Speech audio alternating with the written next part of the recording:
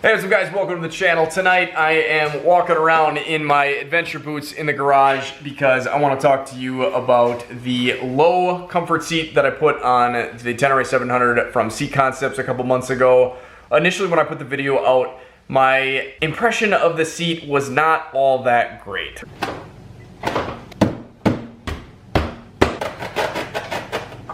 With the maybe 45 minutes that I've got on it right now, it feels okay. I'm having a hard time recommending this. Will it get you a little bit closer? Yeah. Is it as good as I thought it was gonna be?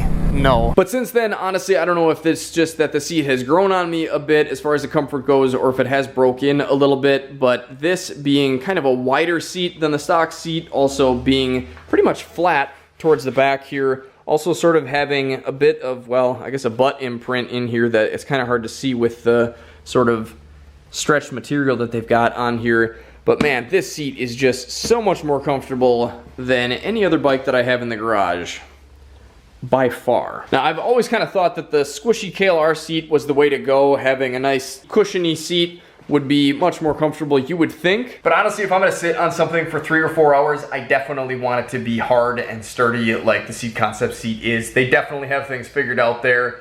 I would say if you're looking for something more comfortable, this is definitely the way to go. But honestly, the reason that I forked out $300 for this seat to begin with was really just because I was hoping that it would get me just a little bit closer to the ground. I'm 5'10", about 160 pounds, and I've got a 31-inch inseam height. And with the preload cranked up on the back of the bike to get the correct sag, this bike is kind of a beast. The issue with the Tenere 700 is honestly not the seat height, but the seat height coupled with the seat width. And it seems like Seat Concepts did kind of try to bring this in just a little bit, but honestly the bike is just so wide that it really wouldn't even make any sense to make this any skinnier. And even though this seat has substantially thinner padding, I don't really get any closer to the ground because my legs still just have to go out so far. However, if I was to shift over to the side here, then I can kind of take advantage of the slightly lower seat height. And honestly, doing this is an absolute must for somebody my size, especially when you're hot and sticky from riding in the woods. This is the only way that you're gonna get a good footing on the ground when you need to. So in conclusion, I would say that I am actually pretty happy that I bought this seat, in the sense that it kind of opened my world up to a seat that is actually so much more comfortable than I thought a seat could ever be.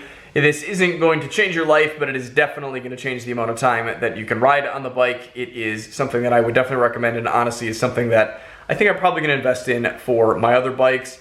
As far as getting a little bit closer to the ground, like I said, not really going to get you any closer to the ground unless you shift off to the side, and then in that case, I mean, I guess it is going to help you out a little bit, but I wouldn't fork out the money for this specifically because of that. You'll probably be disappointed. So thanks for watching, guys. If this video was helpful to you, make sure and give it a like. If you guys want to see more videos like this, I try to put one out at least once a week, if not a couple times a week, so make sure you hit that subscribe button. Until next time, guys, take care, stay safe, stay swanky, get out, enjoy this beautiful world any chance you get, and if you can't, here's some more videos to check out in the meantime.